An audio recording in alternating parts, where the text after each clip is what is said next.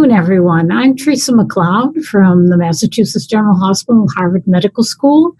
I've been given the topic of imaging of mediastinal maze.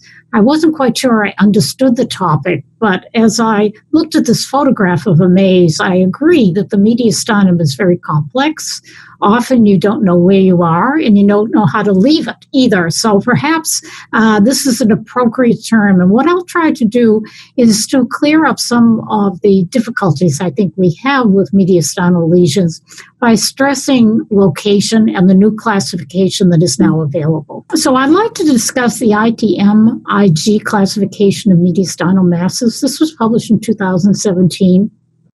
And the reason for a new classification is that the old one was very simple, of course. We talked about anterior mediastinum, the middle mediastinum, the posterior mediastinum. So why change the classification? Well, that classification is quite old, and it really wasn't based on cross-sectional imaging and CT and MRI, which you use in our localization and diagnosis of mediastinal lesions. So a new mediastinal compartment classification was proposed by Brett Carter and colleagues from Texas, from Houston, and I'm proud to say he was one of our former fellows. He's at MD Anderson. And the idea of the classification was to assist in the localization of lesions as they are perceived on CT. Now, the mediastinal compartments that are new, but correspond pretty well to the old, are the prevascular, which is the anterior mediastinum, the visceral, the middle mediastinum, and the paravertebral. Now, this is rather a busy slide, but I'd like to take you through the important components. This lists the boundaries and the major contents of the three mediastinal spaces or compartments that we've talked about. You can forget the first two items, which are the superior and inferior, because they're the same for all three compartments. But let's look at the prevascular. Anteriorly, it's bounded by the sternum, and posteriorly, it ends at the anterior aspect of the pericardium as it wraps around the heart in a curvilinear fashion. And the normal contents in the anterior mediastinum, prevascular mediastinum we'll now call, are the thymus, fat, lymph nodes, and the left brachiocephalic vein. Now we get to the visceral, which used to be called the middle mediastinum. Anteriorly, it makes sense, it's bounded by the posterior boundaries of the prevascular compartment that we just described. And then posteriorly, it is bounded or compartmentalized by a vertical line connecting a point on each thoracic vertebral body 1 centimeter posterior to its anterior margin. Now, that's a lot of wording, but I'm going to show you a diagram that I think will make that fairly easy. In other words, its posterior part overlaps a little bit of the vertebral bodies, but not very much. And you know the organs that are present within the middle mediastinum or visceral mediastinum. There are not some that are non-vascular, like the trachea, the carina, the esophagus, but many are vascular. There's the heart, the ascending and descending aorta, the pulmonary artery, the thoracic duct. Paravertebral, pretty easy. The anterior border is going to be the posterior boundaries of the visceral compartment. And then posterolateral has to take into account some of the soft tissue that is in the paraspinal region, but it's made of a vertical line against the posterior margin of the chest wall at the lateral margin of the transverse process of the thoracic spine. Now, once you see this illustration, I think it's a little bit easier. The deep red of purple is the prevascular compartment, and then the blue, and notice that it actually overlaps a little bit of the vertebral body, and that is where the heart is, and the aorta, and of course the trachea and the esophagus.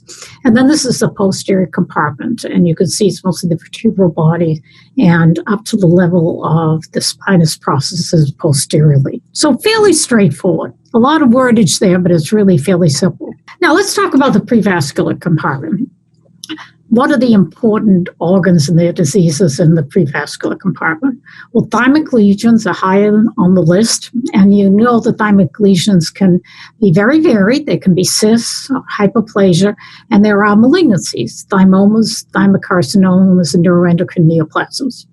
Germ cell neoplasms are relatively rare. The most common is teratoma. It's usually benign, and there are a number of other entities that are quite malignant. They're usually seen in young people across the spectrum. It's all young people. And yolk sac tumor and choriocarcinoma, often patients present with advanced disease.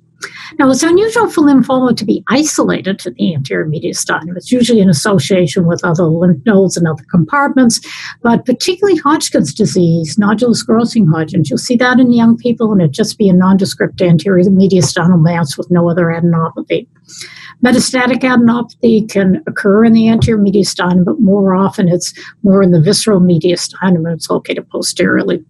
And then, very important, of course, is intrathoracic goiters, which are not that uncommon, and they sometimes do extend into the mediastinum from the neck when they're very large.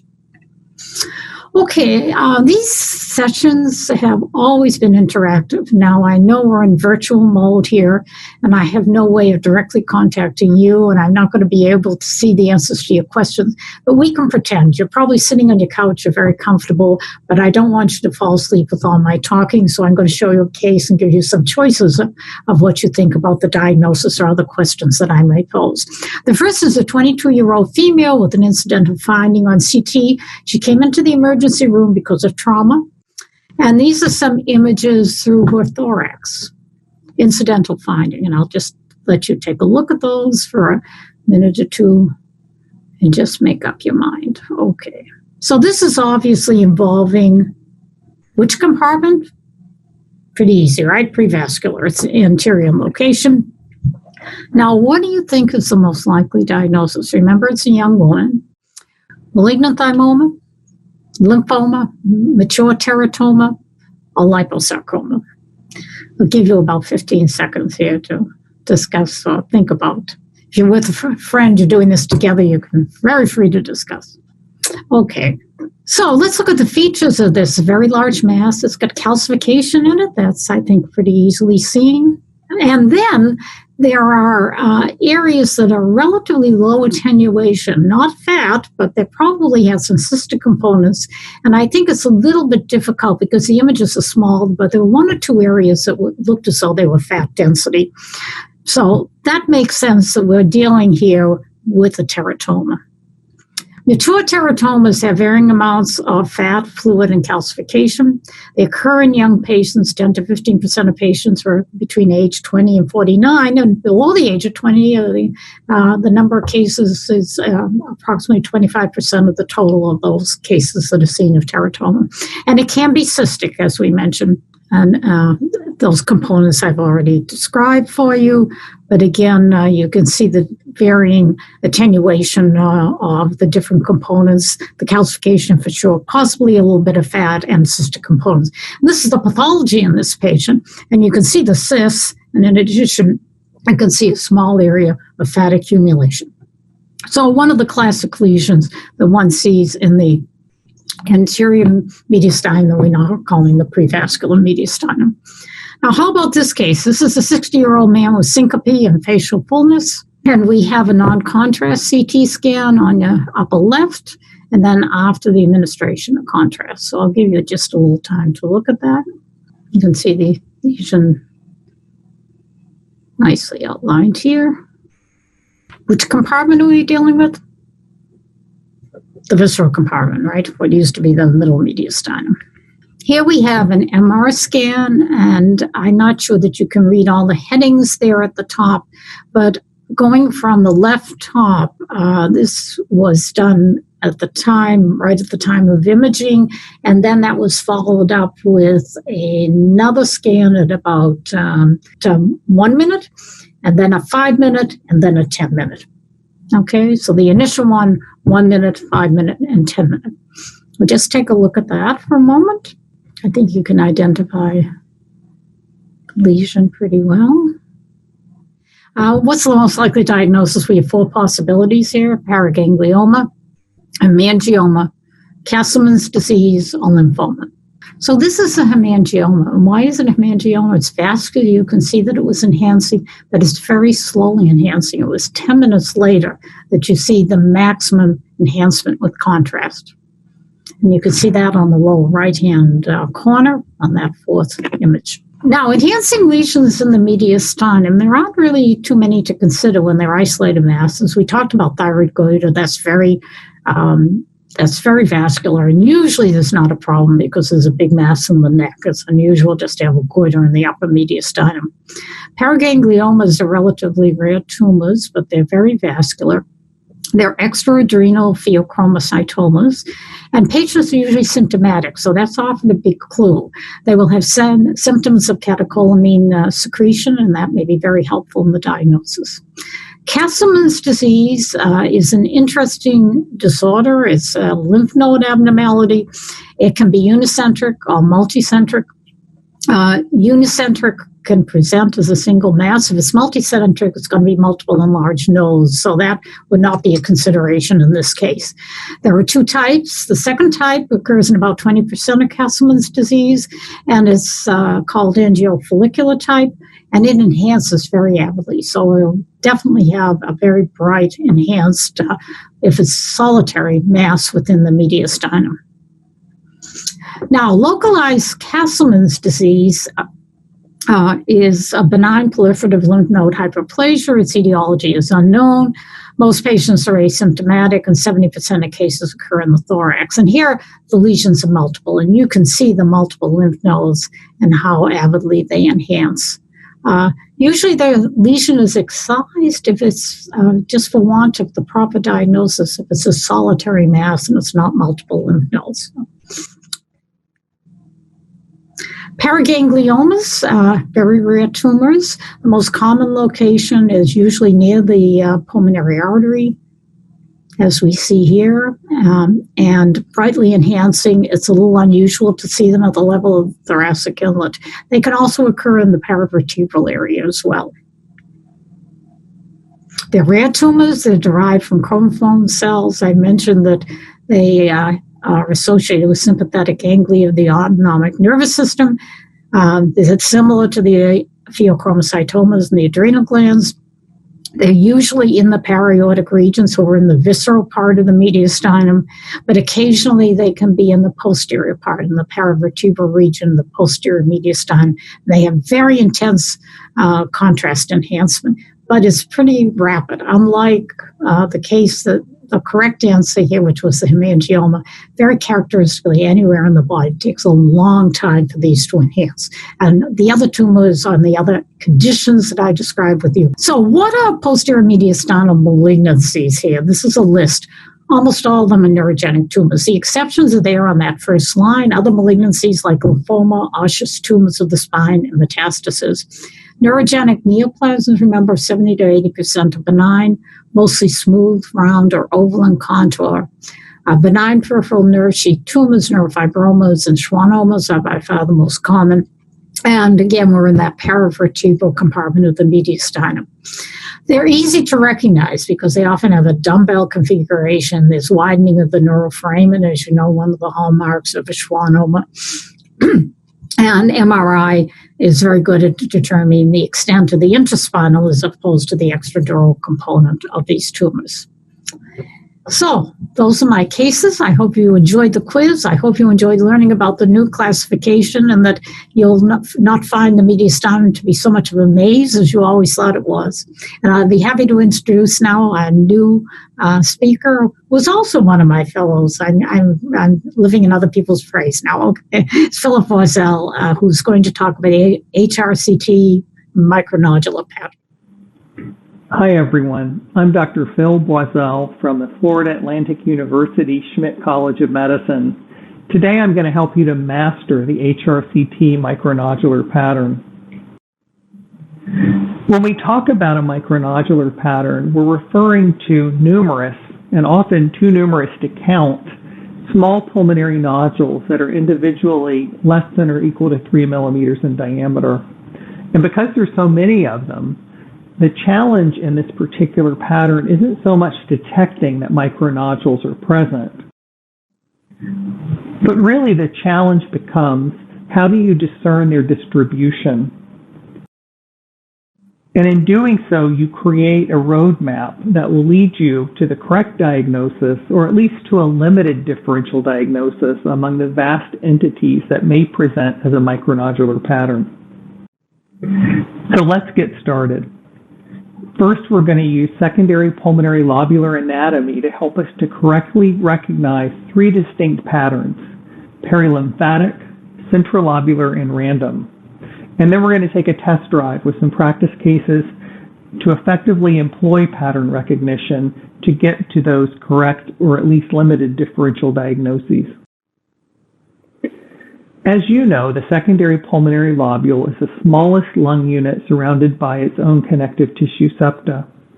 It's typically polyhedral in shape and ranges from 1 to about 2.5 centimeters in diameter.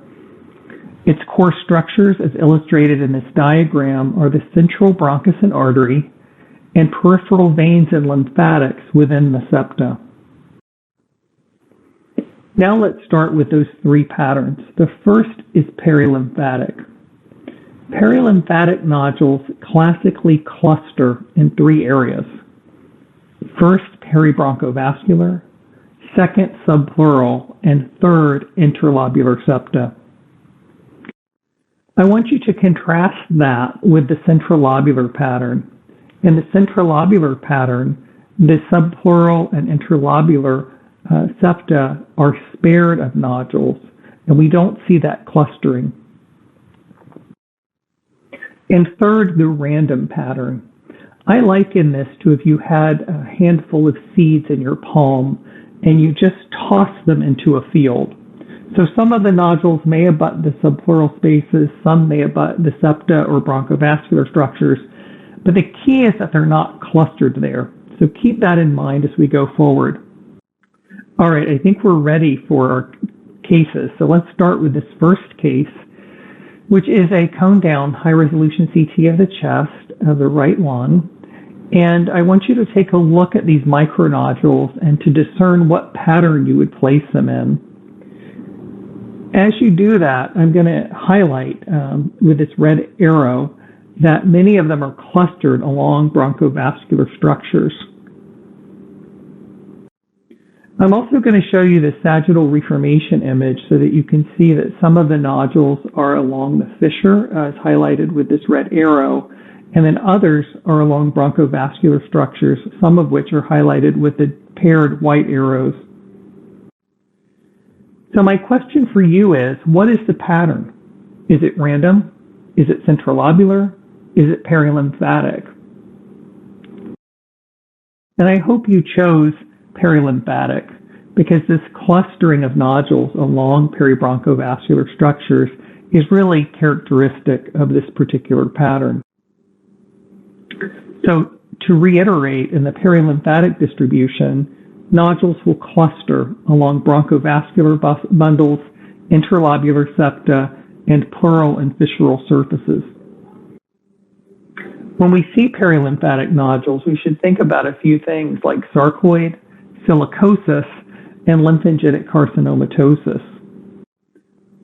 A word of caution about lymphangitic carcinomatosis.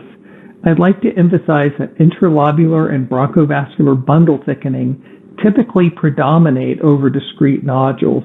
So as we see in this image on the right, there's a lot of interlobular septal thickening, and it's beaded in appearance, but the prominent or predominant finding is this thickening of the septa and bronchovascular bundles. Let's move on to another case. This is a cone down high-resolution CT image of the right lung. And it demonstrates something that I want to emphasize, which is that micronodules may be either solid or ground glass. So as we look at this case, we see that we have diffuse micronodules of ground glass attenuation. And as you begin to look for the distribution, I'd like to highlight that the fissural surfaces are spared of this pattern of nodules, as are the subpleural surfaces. So my question for you is, what is the pattern in this case? Is it random? Is it centrilobular? Or is it perilymphatic? And I hope that you chose centrilobular because this sparing of the fissural and subpleural surfaces is really characteristic of the centrilobular pattern. And just to reiterate, the centrilobular distribution spares pleura, septa, and large vessels. There are two subtypes. We emphasize centrilobular nodules in this test case, and I'll talk a little bit about central nodules in the coming slides, and then we'll move over to transition to talk about the tree and bud pattern. When you see centrilobular nodules, particularly ground glass ones, as we saw in this particular case, really you should be thinking about hypersensitivity pneumonitis, respiratory bronchiolitis, and follicular bronchiolitis in the appropriate clinical setting. With regard to these top two diagnoses, keep in mind that clinical history may help you differentiate among them. For example, respiratory bronchiolitis is strongly associated with cigarette smoking, and we know that smokers very, very uncommonly get hypersensitivity pneumonitis. The other thing to think about is any clinical history that would support hypersensitivity, such as being a bird fancier, or perhaps a fancier of hot tubs, which would predispose you to hot tub lung. So keep in mind those important differentiators. Now let's move on to talking about the tree and bud pattern. As you probably know, the tree and bud pattern corresponds to bronchiolar wall thickening and impaction of the small airway lumen. This creates Y and V-shaped centrilobular opacities that spare the peripheral pleural surface. When you see the tree and bud pattern in daily practice, always think about infection and aspiration. Keep in mind that any patient with chronic airways disease may also have tree and bud pattern, and then that rarely neoplastic entities may also present with this pattern. Let's move on now to another test case. In this particular case is a patient who comes into the emergency room with fever, and the question is whether this patient might have COVID-19 pneumonia. As we begin to look at the pattern here, we notice that there are diffuse tree and bud opacities, which involve the right lung much greater than the left. And we also have a cavity in the left upper lobe shown with this white arrow.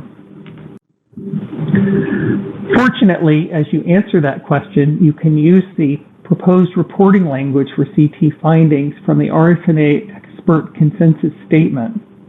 And I've highlighted two of the classification categories here: typical and atypical appearance. Now, keep in mind that this test case does not have the typical findings of COVID-19 pneumonia, such as peripheral bilateral ground glass opacity.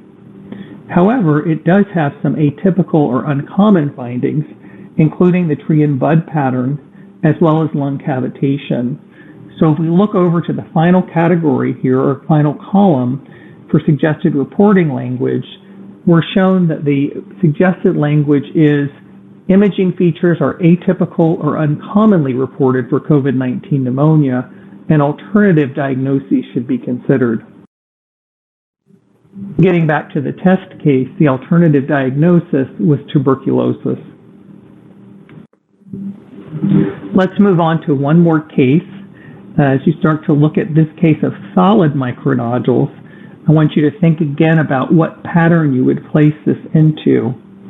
And as you do that, notice there are a few nodules along the left major fissure, and there are also some nodules abutting the pleural surface as well. So my question for you is this random? Is it centrilobular, or is it perilymphatic?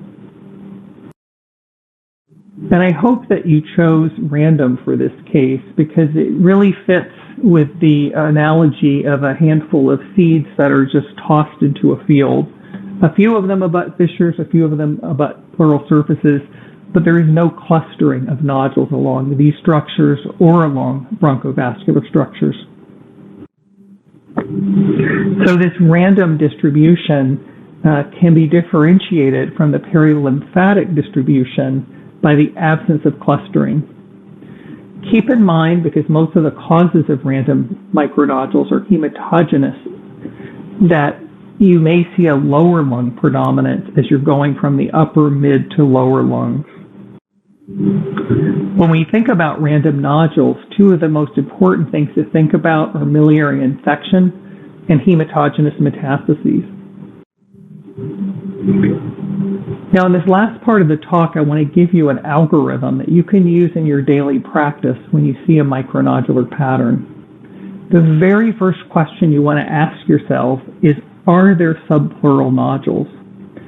If the answer to that question is no, then you've placed yourself into the centrilobular lane.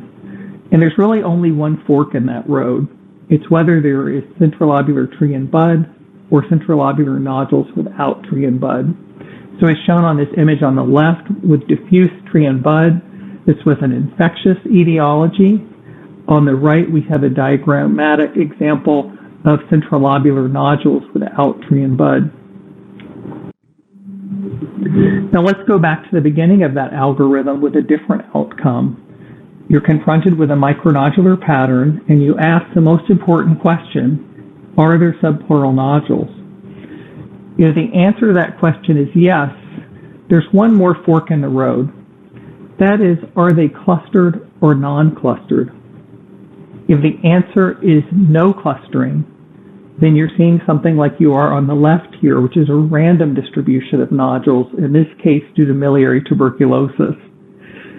If the answer is yes to clustering, then you're seeing something like the schematic diagram on the right, which is illustrative of diagnoses such as sarcoidosis. So one last review of these three patterns. First, perilymphatic with clustering of nodules along peribronchovascular, subpleural and interlobular septal spaces,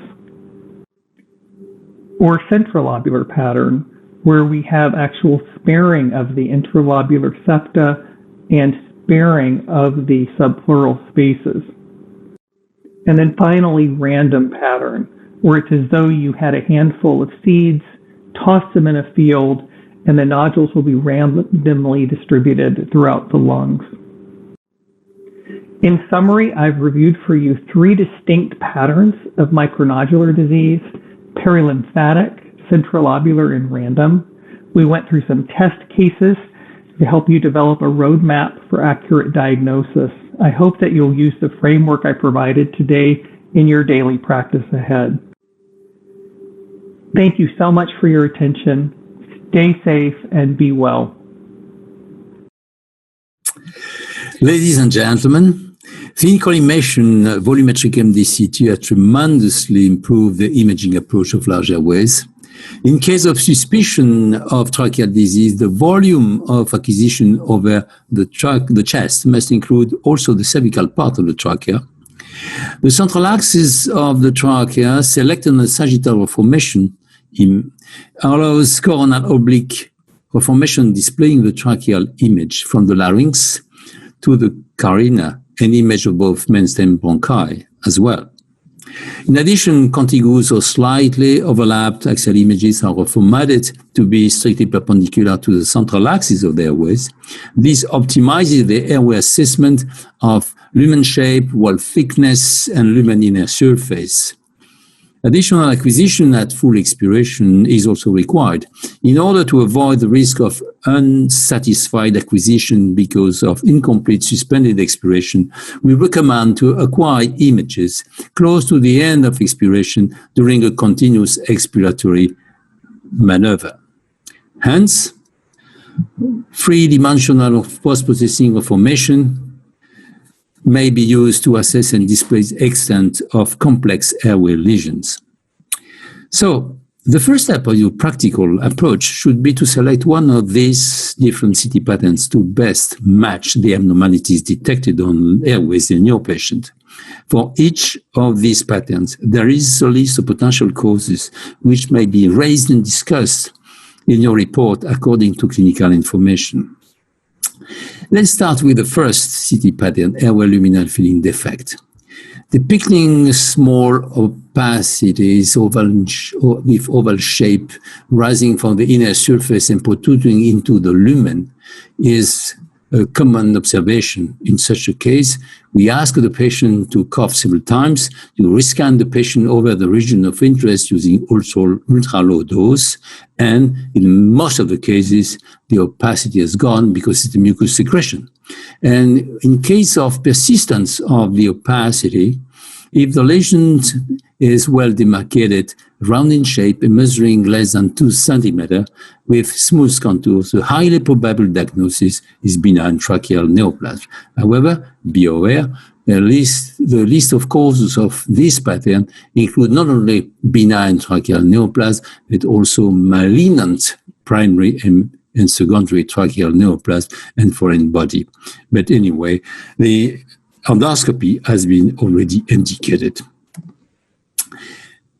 A patient, non-oncologic patient suffering from chronic sinusitis and cough. We see multiple tiny nodular opacity rising from the inner surface of the trachea, distributed along the surface of the trachea from the top down to the carina. This is a typical multinodular appearance of our inner surface pattern, and the list of causes of such a pattern, including granulomatosis, metastasis, papillomatosis, multicentric carcinoma, and so on. In this particular patient, endoscopy and biopsy provided granulomatous inflammation and vascularitis in the mucosa and the submucosa of the airways. It was a case of granulomatosis with polyangiitis. This other patient, young patient, who have manifested chronic cough for several months, the multiple nodular opacities protruding in the lumen of the trachea and menses bronchi. At biopsy at histology, it was a case of laryngotracheomoncal papillomatosis, an entity caused by human papillomavirus infection, usually acquired at birth from an infected mother or from orogenital contact. And if this older patient with long-standing chronic cough or hoarseness, the pattern multinodular appearance of our inner surface is sparing the non-cartilaginous posterior wall of the trachea. This suggests a cartilaginous disease. And the higher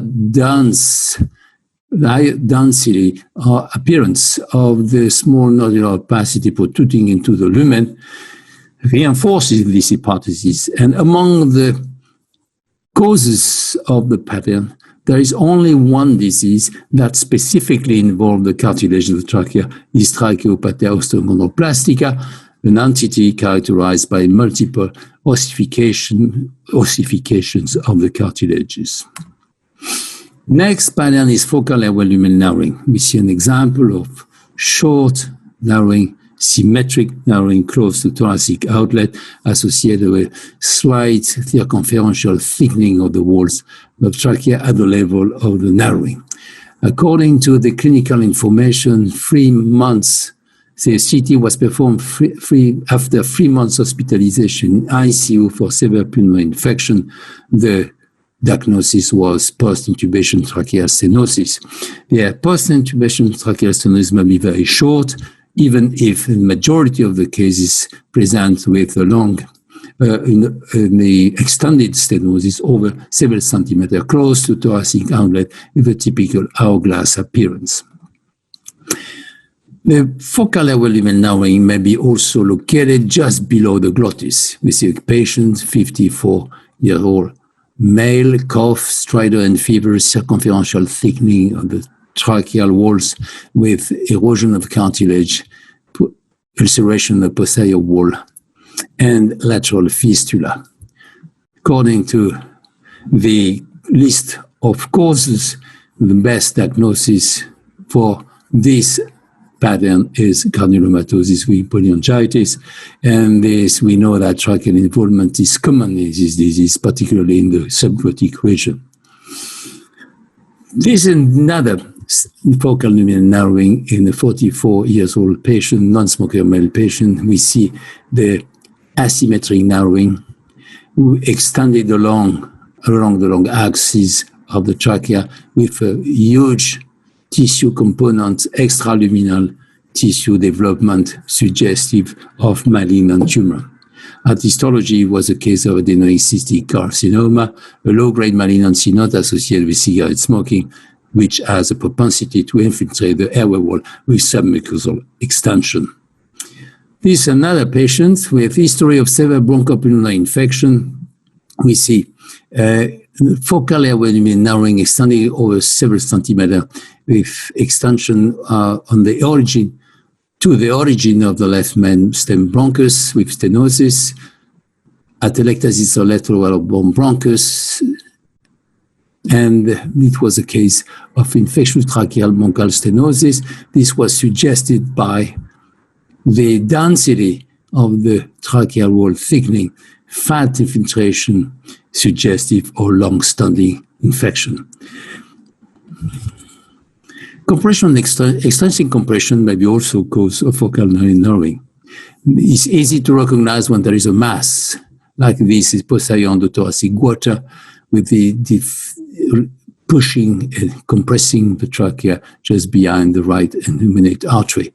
But sometimes the same deformity of the trachea at the same level, thoracic outlet, there is no mass. In such a case, you have to measure the distance from the top of the sternum to the anterior wall of the vertebra, 40.4 millimeter. This is frankly below the normal value. This leads to the diagnosis of congenital narrow thoracic outlet. Now we move on another case, 60-year-old woman suffering from lymphoma, having pancytopenia and presenting with fever and cough. We have the circumferential thickening of the wall of the trachea from the top down to the main stem bronchi, with a luminal narrowing of the origin of the left main stem bronchus associated with bilateral pleural effusion and focal subpleural necrotic consolidation in the left lower lobe. This diffuse airway wall thickening, and the causes of such a pattern with or without luminal narrowing include chronic inflammatory bowel disease, infectious tracheobronchitis, and a rare entity. According to the context of pancytopenia and fever, the diagnosis was infectious airway disease. It was a case of airway invasive aspergillosis. In these other patients, we have typically the same pattern, diffuse airway wall thickening from the top down to the distal part of the trachea with irregularity of the inner surface of the lumen, deformity of the shape of the lumen, but according to the clinical information, recurrent episodes of diarrhea. The diagnosis, highly probable diagnosis, was inflammatory bowel disease. It was Crohn's disease. In this 72-year-old patient, we have a circumferential thickening of the wall of the trachea, main stem bronchi, obstruction of the right middle lobe and left right lower lobar bronchus containing calcific deposits. Among the list of causes of diffuse airway wall thickening, there is only two entities associated with calcific deposits, tracheobronchial amyloidosis and relapsing polychondritis. This is a case of tracheobronchial amyloidosis because the thickening of the walls are circumferentials without sparing of the posterior wall. On the opposite, in relapsing polychondritis, the thickening of the tracheal walls containing calcific deposit spare the posterior wall of the trachea that doesn't contain cartilage. This disease is autoimmune pathogenesis and affects cartilage at various sites, including the ears, the nose, the joints, and tracheobronchial tree. Involvement of the trachea and bronchi ultimately occurs in up to 50%. In more severe disease, recurrent episodes of cartilaginous inflammation result in fragmentation of the cartilage and fibrosis. In such a case, the calcifications are not visible anymore, and there is associated to the diffuse airway wall thickening luminal narrowing, like we see here on the left lower main stem bronchus, with air trapping in the left lung at expiration. In a more severe disease, there is no cartilage anymore, only fibrotic changes circumventing a narrowed lumen of the airways, diffuse lumen narrowing. That's the case with air trapping in the left lung as well. In this pattern, the diagnosis is relatively easy by showing dilatation of the lumen of the trachea, dilatation of the lumen of the main stem bronchi, and the lobar bronchi at the origin. this is a typical airway lumen dilatation pattern. Diagnosis is tracheobronchomegaly, Pneumonia-Kuhn syndrome. Diagnostic criteria depends on these dimensions, and this is characterized by an atrophy of all tissue elements of the walls of the airways, and the atrophy of the mucosa herniates between the remnants of cartilage, creating this corrugation and circulation, very suggestive of the diagnosis. And the last pattern I would like to show you is when you are facing a patient with unexplained cough and having a normal CT examination at inspiration. In such a case, you have to proceed to additional acquisition during the fourth expiratory maneuver to make the diagnosis of exaggerate airway lumen collapse at expiration. Diagnostic criterion is expiratory collapse of tracheal lumen cross-section more than 80% as compared to inspiration. In this case, there is a flaccidity of the posterior wall of the trachea with the frank anterior bowing of this posterior wall. This is due to flaccidity. But sometimes the collapse of the trachea is complete with the flattening of the airways due to cartilage weakness. The diagnosis in such a case is tracheobronchomalacia. This disease may be diffuse or focal, may be congenital or acquired from different causes. Thank you. This is concluded my talk. I thank you very much for your attention. Now it's my pleasure to introduce the next speaker, Dr. Strollo, who is speaking about esophageal lesion. Thank you. Hey everyone, I'm Diane Strollo, and my talk is Esophageal Lesions, Typical to Surprising. This 56-year-old man has a long history of achalasia and now presents with shortness of breath. On chest x-ray, the esophagus is massively dilated with debris. The esophagram shows a megaesophagus, and on the 20-minute film, barium collects at the base of the dilated esophagus, and little has passed into the stomach due to nearly complete outlet obstruction. On CT, the esophagus is massively dilated with food impaction and tapers at the GE junction with a bird beak configuration without a distal mass. The dilated esophagus compresses and displaces the trachea, and the bronchus intermedius is filled with secretions. On endoscopy, a 1.5 centimeter squamous cell cancer was found in the mid-esophagus, and endomucosal resection was performed. Because of end-stage megaesophagus and a small-stage T1 cancer, he underwent minimally invasive esophagectomy, and note the massively dilated patulous end-stage esophagus. Achalasia is a debilitating motor disorder of the distal esophagus and is characterized by failure of relaxation of the lower esophageal sphincter, absent or ineffective peristalsis, and GE junction outlet obstruction that manifests as the bird beak configuration on esophagram. And there's also increased luminal pressure. There is a small risk of developing esophageal cancer, and after a long protracted clinical course and multiple esophageal procedures, some patients with debilitating symptoms may opt for an esophagectomy with conduit reconstruction. Now, this man with long-standing achalasia has heavy alcohol use, and he was lost to follow-up and now is unable to swallow his secretions. On chest x-ray, the esophagus is moderately distended, and the right hilum is now enlarged and too opaque, concerning for malignancy. On coronal CT, the upper esophagus is dilated with gas, and a large mid-esophageal neoplasm occludes the lumen and invades mediastinal tissue planes. The distal esophagus is distended with fluid proximal to the GE junction obstruction from achalasia. The upper esophagus is markedly distended with gas and debris, and the trachea is compressed and displaced.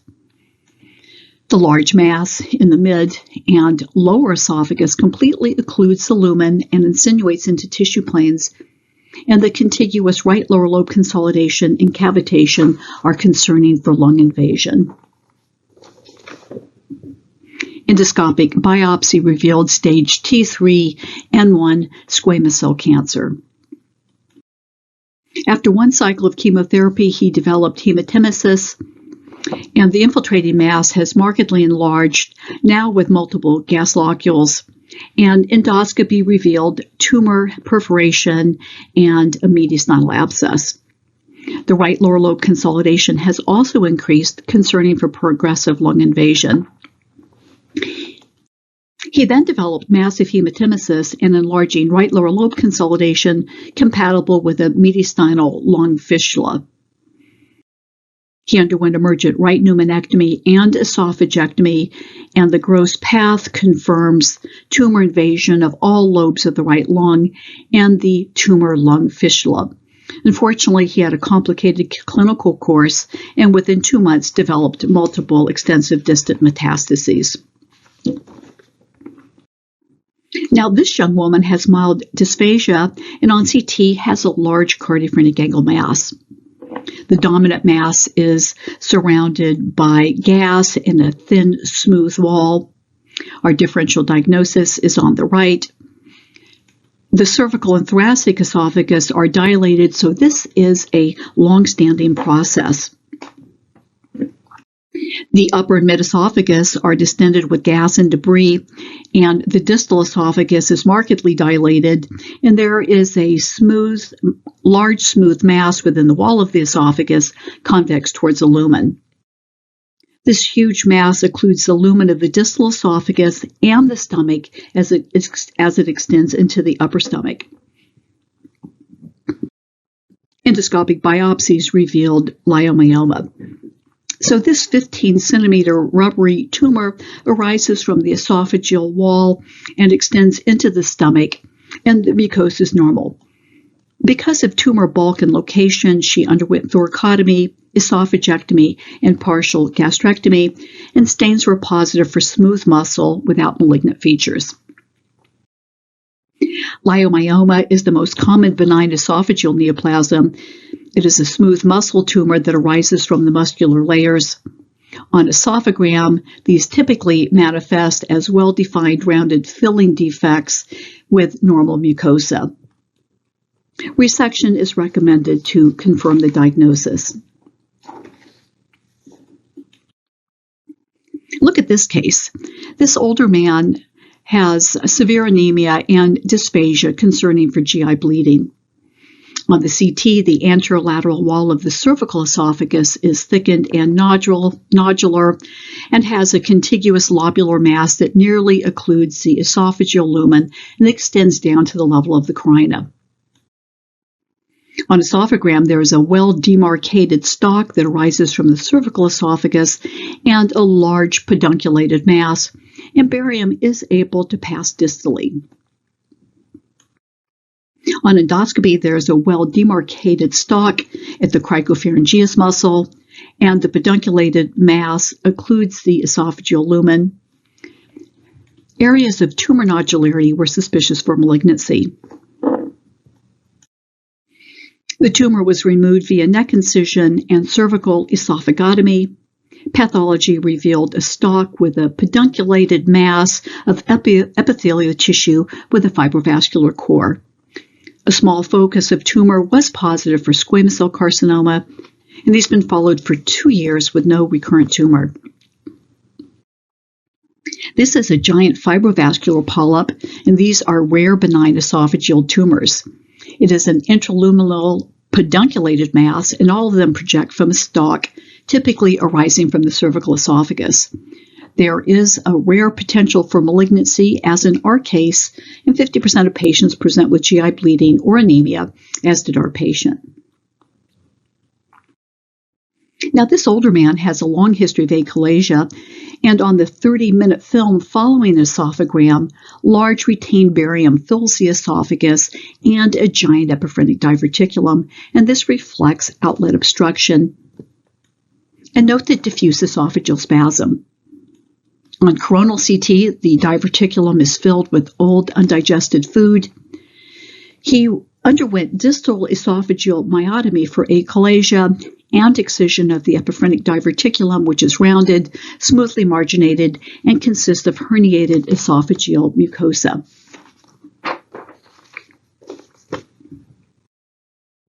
This is an esophageal pulsion diverticulum and is due to a motility abnormality distal to the diverticulum. Remember, with achalasia, there is elevated luminal pressure, and this may force mucosa to protrude through the muscular layers. These are false diverticuli, as they consist only of mucosa and not the entire esophageal wall. Epiphrenic diverticuli are common and due to a motility disorder, most commonly at the GE junction, and most commonly due to achalasia or diffuse esophageal spasm. And surgery is the only effective treatment. Now, this older woman has complete esophageal occlusion and inability to swallow, and a feeding tube was placed. I'm showing you the PA and a close-up, and the feeding tube is coiled in the upper mediastinum. On the lateral esophagram, there's a large blind pouch that arises posteriorly from the cervical esophagus. It extends into the chest and severely compresses the esophagus, with little contrast passing distally. Following endoscopic placement of the feeding tube, on CT we see the large diverticulum contains a gas fluid level. It compresses and displaces the esophagus and the feeding tube, and it extends down to the level of the carina. So this is a giant Zinker diverticulum, and Zinker is the most common pulsion diverticulum. It develops in the cervical esophagus with posterior herniation of esophageal mucosa. This results from elevated luminal pressure from hypertrophy of the cricopharyngeus muscle in response to prolonged gastroesophageal reflux. In this case, there's also diffuse esophageal spasm. Surgically, the cricopharyngeus is divided and the pouch is incorporated into the esophagus to create a single common cavity.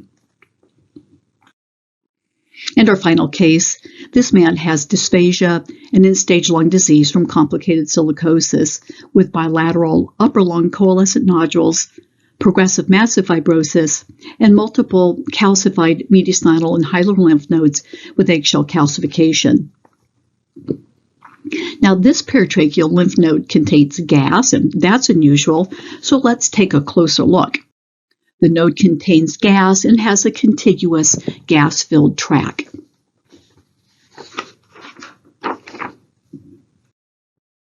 Here is gas in the lymph node, and the esophagus is puckered with a conical configuration. And just below this, there is a gas-filled tract that extends from the esophagus to the lymph node. 6 months later, this has evolved into a larger traction diverticulum where the esophagus is deformed and tethered between two inflammatory lymph nodes. A traction diverticulum occurs when an inflamed mediastinal lymph node attaches to the esophagus, and as the lymph node contracts, it pulls on the esophagus, creating a conical outpouching. Unlike a pulsion diverticulum, there's no underlying motility abnormality. This is a true diverticulum as it involves all layers of the esophageal wall. For surgery, we only need to excise the diverticulum, but the surgery can be quite tedious due to the inflammatory lymph nodes. So in conclusion, patients with achalasia may develop end-stage megaesophagus. They are at risk of esophageal cancer, and they may need to go to esophagectomy. We've seen that a large esophageal tumor, even when benign, may involve the stomach, and patients may have to undergo esophagectomy and partial gastric resection. A fibrovascular polyp manifests as a large intraluminal mass with a cervical stalk. Pulsion diverticuli manifest as rounded pouches that can collect food and obstruct the esophagus, while the traction diverticulum manifests as a conical deformity of the esophagus. I'd like to thank Drs. Restrepo and Hunsaker for organizing a great course and for including me with such distinguished faculty. This concludes the case-based review of thoracic radiology, and we look forward to your feedback and questions. Thanks so much.